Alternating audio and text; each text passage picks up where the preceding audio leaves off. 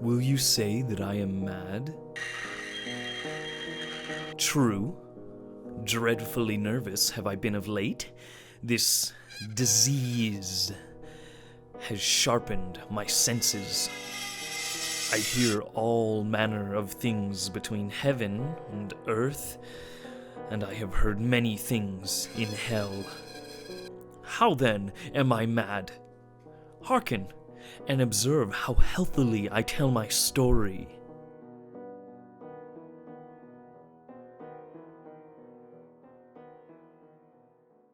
It is impossible to say how the idea first entered my brain. In truth, I loved the old man, and looked upon him as a dear friend. He gave me no sign nor reason for mistrust, save one, the eye. How he came to possess such a power, I cannot say, but with each passing minute of each passing day my resolve grew stronger. I was going to have to kill the old man. You fancy me mad, but madmen know nothing. You should have seen how wisely I worked. At night, I found myself creeping outside his door, carrying with me a darkened lantern. I held it aloft and uncovered it just so much that a thin ray would fall upon the eye. But no, as he slept, I found it impossible to do my work. It was not the old man who vexed me, but his vulturous eye. Upon the 8th night, I was bolder than usual, and made my way deeper into his sanctum.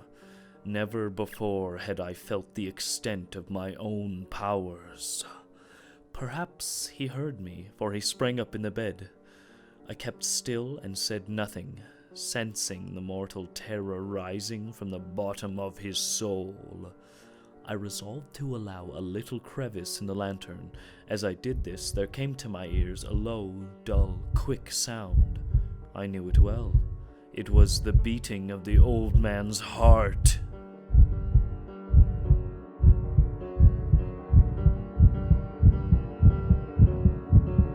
There, the eye.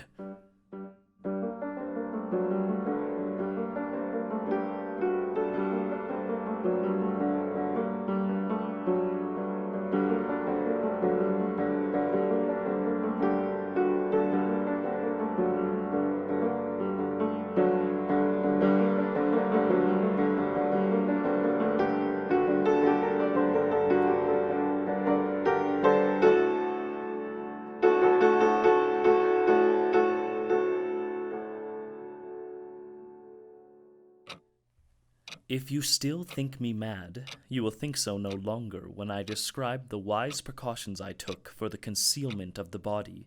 While the night waned, I worked hastily, dismembering the corpse in the bathtub. I then took up planks from the flooring and deposited all between the scantlings. I then replaced the boards so that no human eye, not even his, could detect any wrongdoing. When I was done, there came a curious knocking at the street door. Dressing myself appropriately, I opened the door, and there entered 2 officers of the law. A shriek had been heard during the night, so I smiled, explaining that it had been my own in a dream. When they inquired about my lodger, I explained he was absent in the country and bid them inside, for what had I to fear? I led them upstairs and showed them the old man's empty chamber. Satisfied, they made their farewells, but I bid them stay. I brought chairs, and, in my wild audacity, placed my own seat upon the spot beneath which reposed the corpse. While we chatted familiar things, I felt myself growing pale and wished them gone. My head ached, and I fancied a ringing in my ears. I talked more freely to rid myself of the feeling, but found the noise was not within my ears.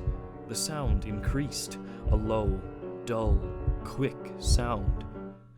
I gasped for breath, but the officers heard it not. I rose and began to pace to and fro with heavy strides. the noise like a watch enveloped in cotton. Why would they not be gone? Steadily the noise grew, and I foamed, I raved, I swore, I grew louder, louder, louder. They heard, they knew. Villains! I admit the deed. Tear up the planks. Here, it is the beating of his hideous heart.